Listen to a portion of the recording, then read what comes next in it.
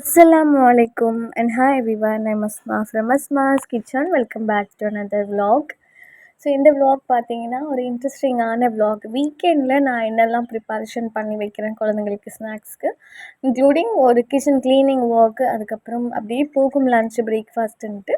So vlog போட்டே கிட்டத்தட்ட ரொம்ப 2-3 வாரத்துக்கு மேலே ஆயிடுச்சுன்னு நினைக்கிறேன். ஸோ இப்போல்லாம் வீடியோ வந்து ரெகுலராக போடணும்னு நினைக்கிறேன். ஓகே, இந்த vlog உங்களுக்கு எல்லாருக்குமே பிடிச்சிருக்கும்னு நினைக்கிறேன். ஸோ ஃபர்ஸ்ட் நான் என்னெல்லாம் ப்ரிப்பரேஷன் பண்ணி வைக்கிறேன் வீக்கெண்ட்லன்னு பார்த்துடலாம். ஆக்சுவலி நம்ம எல்லாருமே ஸ்கூல் பசங்க இருக்காங்க அப்படின்னாலே ஸ்நாக்ஸ் வந்து ரொம்ப ரொம்ப வந்து தேவைப்படுது. ஏன்னா அவங்களுக்கு டெய்லிக்கும் ஸ்நாக்ஸ் பேக் பண்ணி கொடுக்கணுன்றதுக்காக. ஸோ முடிஞ்ச அளவுக்கு வெளியிலையும் வாங்குங்க, வீட்லேயும் வந்து ரெடி பண்ணிக்கோங்க.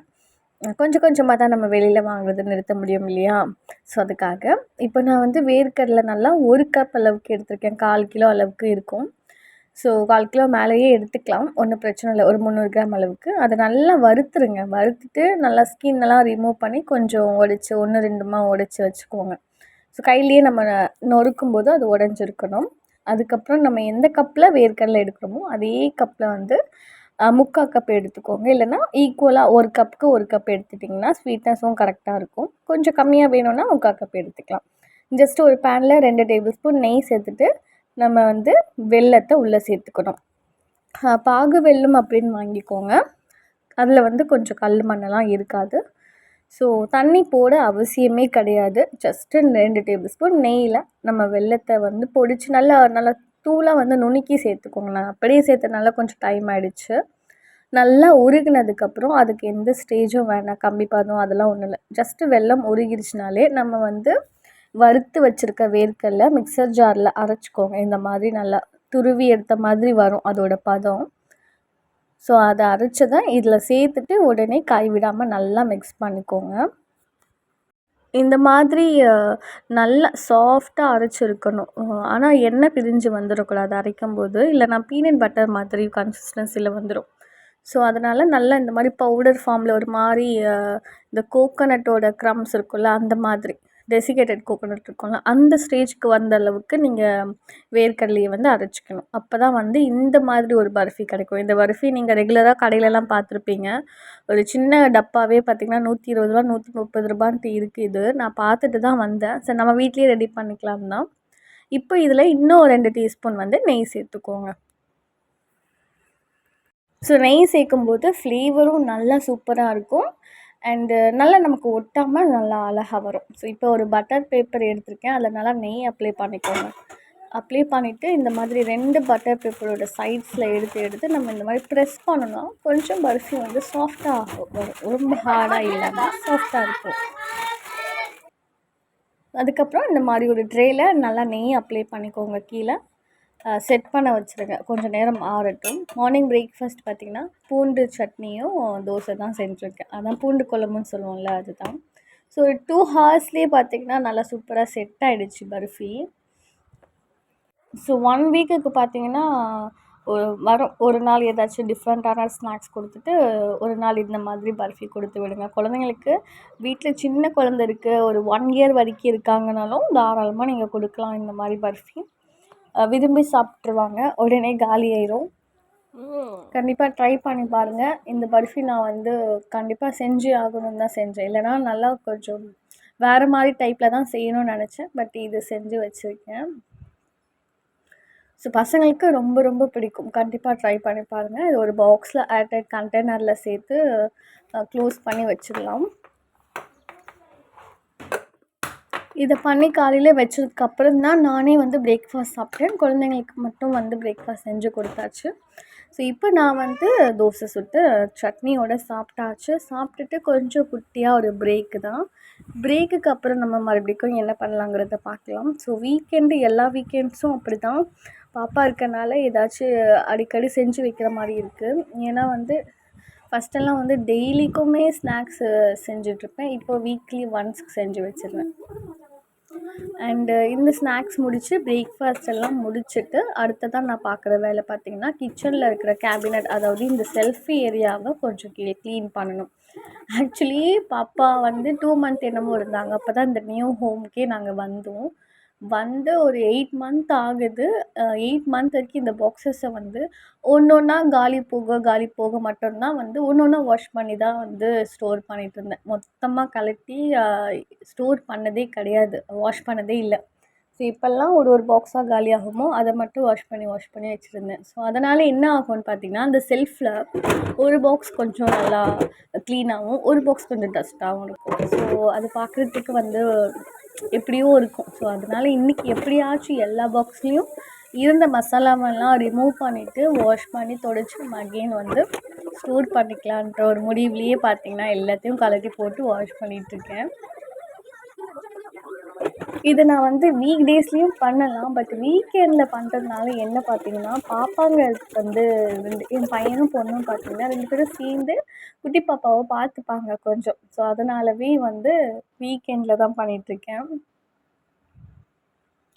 அண்டு மத்தியானம் லன்ச்சுக்கு பார்த்திங்கன்னா சிக்கன் கிரேவி வச்சிடலாம் ஒரேடியாக, சாதம் வடிச்சிட்டு அப்படின்ட்டு சிக்கன் கிரேவி பண்ணிகிட்ருக்கேன். ஆக்சுவலி இந்த வீடியோ நான் ஷூட் பண்ணி கூட பார்த்திங்கன்னா ஒரு 1 வீக் ஆக போகுது. நானும் இன்றைக்கி வாய்ஸ் கொடுக்கலாம், அப்புறம் கொடுக்கலாம், நாளைக்கு கொடுக்கலான்ட்டு டிலே ஆகிட்டே இருக்குது. ஸோ ஏதாச்சும் ஒரு ஃபோன் கால் வந்துடுது. ஸோ அவங்க பேசிக்கிட்டே இருக்கிற மாதிரி இருக்குது அம்மாக்கிட்ட, ஃப்ரெண்ட்ஸுக்கிட்ட. ஸோ ஃபோன் எடுத்துகிட்டு வாய்ஸ் கொடுக்கலான்னு பார்க்கும்போது தான் யாராச்சும் கால் பண்ணுவாங்க. ஸோ அதனால் வந்து இந்த வீடியோ போடவும் டிலே ஆகிடுச்சு. அண்ட் தென் பார்த்திங்கன்னா சிக்கன் குழம்புல மசாலா ஒன்று இதில் சேர்ப்பேன். அந்த மசாலாவை கண்டிப்பாக ட்ரை பண்ணி பாருங்கள் நீங்களும். நம்ம நார்மலாக வந்து மல்லித்தூள், மிளகாத்தூள், மஞ்சள்தூள், கரம் மசாலா இதெல்லாம் சேர்த்ததுக்கப்புறம் ஒரு மிக்சர் ஜாரில் தேங்காய் இருக்கு இல்லையா, தேங்காய் பூ இல்லைன்னா தேங்காய் கட் பண்ணி சேர்த்துக்கோங்க. அது கூட பார்த்திங்கன்னா கொஞ்சமாக முந்திரியும் எண்ணெயில் வதக்கி வச்சுருக்கிற வெங்காயம், இது ரெண்டுமே சேர்த்து நீங்கள் அரைச்சி சிக்கன் மசாலா ஆட் பண்ணும்போது நல்லா கிரேவி நிறையவும் கிடைக்கும். ப்ளஸ் கொஞ்சம் டேஸ்ட்டு நல்லா சூப்பராக இருக்கும். ஸோ ட்ரை பண்ணி பாருங்கள். தேங்காய், அதுக்கப்புறம் எண்ணெயில் கொஞ்சமாக வதக்கி எடுத்த வெங்காயமும் 2, 3 முந்திரி, பாதாம் இது ரெண்டுமே சேர்த்துக்கோங்க. பாதாம் இல்லைனாலும் பரவாயில்ல, முந்திரி மட்டும் சேர்த்துக்கூடும். நல்லா மையாக அரைச்சி ஒரு தக்காளியும் சேர்த்துக்கலாம். அதுலேயே சேர்த்துட்டிங்கன்னா நல்லாயிருக்கும். அது காரக்குழம்பு மாதிரிலாம் இருக்காது. இது வந்து கொஞ்சம் டேஸ்ட்டாக இருக்கும். ஹோட்டல்ஸ்லலாம் இப்படி தான் வந்து முந்திரி அரைச்சி சேர்ப்பாங்க. ஸோ அந்த மசாலா தான் இன்றைக்கி சேர்த்துருக்கேன். கிரேவி பாருங்கள் நல்லா சூப்பராக வரும். ஸோ ஃபைனலி வந்து உப்பெல்லாம் சேர்த்து க்ளோஸ் பண்ணிட்டு, ஸோ சாப்பாடு வந்து சாப்பிட்டு முடித்ததுக்கப்புறம் குழந்தைங்களுக்கு மட்டும் கொடுத்தாச்சு. நான் இன்னும் சாப்பிடல. அதுக்கு முன்னாடி வந்து இதை ஊற வச்சிடலாம் அப்படின்ட்டு இன்றைக்கி டேட்ஸ் போட்டு ஒரு கப் கேக் பண்ண போகிறேன். ஸோ அதனால் டேட்ஸ் ஃபஸ்ட்டு ஊற வச்சுட்டு அதுக்கப்புறம் லன்ச் சாப்பிட்டுக்கலாம். பசங்கள்லாம் சாப்பிட்டுட்டு கொஞ்சம் நேரம் வந்து கிரவுண்டுக்கு போயிட்டாங்க. ஸோ அவங்க போனதுக்கப்புறம் பாப்பாவை தூங்க வச்சுட்டு தான் நான் லன்ச்சு சாப்பிட்டேன். லன்ச்சு சாப்பிட்டதே 3:30 ஆகிடுச்சு. ஸோ கூடவே வந்து அவரைக்காய் கூட்டு வச்சுருந்தேன். ஸோ அதுவும் சாப்பிட்டுட்டு குழந்தைங்க, அதாவது கோழிங்களுக்கும் பார்த்திங்கன்னா கொஞ்சம் அவங்களுக்கும் தீனி போட்டுட்டு கப் கேக் பண்ண வந்துட்டேன். நல்லா 2-3 ஹார்ஸ் வந்து ஊற வச்சுருங்க. இது நல்லா சுடு தண்ணிலையும் ஊற வச்சுக்கலாம், அப்படி இல்லைன்னா சுட பாலில் கூட நீங்கள் ஊற வச்சுட்டு, ஸோ இதுக்கு மேலே கொஞ்சம் கொஞ்சமாக ஸ்கின் ரிமூவ் ஆகிருக்கும். அதை மட்டும் எடுத்துகிட்டு நீங்கள் ஒரு மிக்சர் ஜாரில் சேர்த்துக்கோங்க. சேர்த்து நல்லா மையாக அரைச்சிக்கோங்க. என்ன தான் மையாக அரைச்சாலும் அதுக்கு மேலே அந்த ஸ்கின் வந்து கொஞ்சம் நொரப்பாக இருக்கும் அதை சாப்பிடும்போது. ஸோ அதனால் அதை வந்து ஒரு வடிகட்டி வச்சு நல்லா ஸ்ட்ரெயின் பண்ணியிருக்கேன். அது வடிகட்டுறதை வச்சு எடுக்கும்போது கொஞ்சம் டைம் எடுக்கும். ஏன்னா நம்ம வந்து ப்ரெஸ் பண்ணி எடுக்கணும் இல்லையா. ஸோ ஃபைனல் வந்து கொஞ்சம் ஹார்ட் ஒர்க் கொடுத்தா தான் இதோட டேஸ்ட்டு நல்லாயிருக்கும் இல்லையா. அதனால் நல்லா க்ரீமியான ஃபார்மில் வந்துருச்சு டேட்ஸ் எல்லாமே. இப்போ வந்து முட்டையோட வெள்ளைக்கரு தனியாக, மஞ்சக்கரு தனியாக. வெள்ளைக்கருவை மட்டும் பீட்டர் வச்சு நல்லா பீட் பண்ணி எடுத்துக்கிறேன். பீட் பண்ணும்போது என்ன ஆகும்னா ஒரு எக் வந்து ஒரு மாதிரி க்ளவுடு ஃபார்மில் வந்து சூப்பராக ஃபார்ம் ஆகி வரும். ஸோ அப்போ நம்ம ஸ்டாப் பண்ணிடலாம். இப்போது இந்த டேட்ஸ் கூட அந்த மஞ்சக்கருவை சேர்த்துக்கலாம் முட்டையோட. இதில் நம்ம வந்து சுத்தமாக சுகர் சேர்க்காம செய்ய போகிறோம். கொஞ்சம் ஹெல்த்தி வெர்ஷனில் செய்ய போகிறோங்கிறதுனால நான் வந்து ஃபஸ்ட் டைம் தான் ட்ரை பண்ணியிருக்கேன். பார்க்கலாம் அவுட்கம் எப்படி வருதுன்ட்டு. ஏன்னா நிறைய ஹெல்த்தியான விஷயம் எதுவாக இருந்தாலும் நான் செஞ்சு கொடுத்தேன், என் பிள்ளைங்க சாப்பிட்ருவாங்க. இது கூட பேக்கிங் பவுடர், பேக்கிங் சோடா 2மே வந்து எல்லாமே நான் வந்து ஃபஸ்ட்டு கமெண்ட்டில் கொடுக்குற இன்க்ரீடியன்ட் எல்லாம் நீங்கள் அதை செக் பண்ணிக்கோங்க. இது கூட வெண்ணிலா எசன்ஸும் கொக்கோ பவுடர் வந்து சேர்த்துருக்கேன். கொக்கோ பவுடர் சேர்த்துட்டு 1 கப் அளவுக்கு ஃப்ளார் சேர்த்துக்கோங்க. ஆக்சுவலி நான் கொஞ்சம் வேலை நிறைய இருந்தனால ஞாபகமே இல்லாமல் மைதா சேர்த்துட்டேன். ஆக்சுவலி என்னோடய பிளான் வந்து ஹெல்த்தி வெர்ஷனில் எடுத்ததுனால ஸோ நான் வந்து இதை கோதுமை மாவு தான் சேர்க்கணும்னு நினச்சிட்டு இருந்தேன். ஸோ எப்போவுமே அந்த ப்ரௌனிக்கு செய்கிற அதே பழக்க தோஷம் போல் அது ஃப்ளார் வந்து மைதா மாவு சேர்த்துட்டேன் 1 கப்பு. நீங்கள் வந்து கோதுமை மாவு சேர்த்து செஞ்சு பாருங்கள், நல்லாவே வரும். இப்போ நல்லா கொஞ்சம் ஓரளவுக்கு மிக்ஸ் பண்ணதுக்கப்புறம் கொஞ்சம் டைட்டாக இருக்கிற மாதிரி இருக்கும் டோ. அதனால் நம்ம வந்து அதை கொஞ்சம் டைல்யூட் பண்ணிக்கோங்க, ரொம்ப கிடையாது. அது கேக் பேட்டர்லாம் இருக்குல்ல அந்த மாதிரி வந்து மிக்ஸ் பண்ணிக்கலாம். பால் சேர்த்து மிக்ஸ் பண்ணிக்கோங்க. இப்போ ஃபைனலாக நம்ம வந்து எக்கு இது பண்ணி வச்சுருக்கோம்ல, அதை கொஞ்சம் கொஞ்சமாக எடுத்து கட் அண்ட் ஃபோல்டு மெத்தடில் நீங்கள் வந்து இது மிக்ஸ் பண்ணி எடுத்துக்கோங்க. ரொம்ப போட்டு மிக்ஸ் பண்ணிடாதீங்க. ரொம்ப ஸ்லோலி ரொம்ப கிராஜுவலி நீங்கள் மிக்ஸ் பண்ணணும். மிக்ஸ் பண்ணுறது ஃபோர்ஸே இருக்கக்கூடாது. அப்போ தான் வந்து நல்லா வந்து சூப்பராக வந்து வரும். கொஞ்சம் சாஃப்டாக வரும் கேக்கு, அதுக்காக தான். ஸோ ஓரளவுக்கு நல்லா மிக்ஸ் பண்ணியாச்சு. கப் கேக் ட்ரேயில் பார்த்திங்கன்னா கப் கேக் லைனர் வந்து லைன் பண்ணி வச்சுருக்கேன். ஸோ அதில் ஒரு 3 டேபிள் ஸ்பூன் அளவுக்கு போட்டுடலாம். போட்டுட்டு மேலே டாப்பிங்க்கு பார்த்திங்கன்னா சாக்கோ சிப் வந்து ஆட் பண்ணியிருக்கேன். நீங்கள் வந்து ஹெல்தி வெர்ஷனில் செய்கிறதா இருந்தால் நட்ஸ் கூட டாப்பிங் சேர்த்துக்கோங்க. இதுக்கு இடையில் நீங்கள் ப்ரீஹீட் பண்ணி வச்சுக்கோங்க 10 நிமிஷம் ஓடிஜியை. ஃபைனலாக இருந்த எல்லா ட்ரேவும் அப்புறம் சிலிக்கான் மவுல்ட்லேயும் நான் வந்து ஃபில் பண்ணி எடுத்து வச்சுட்டேன். பேக் பண்ணிவிட்டு வந்துட்டேன். பேக்கிங் டைம் காமிக்கல, வீடியோ ரொம்ப லென்த்தியாக போகிறதுனால.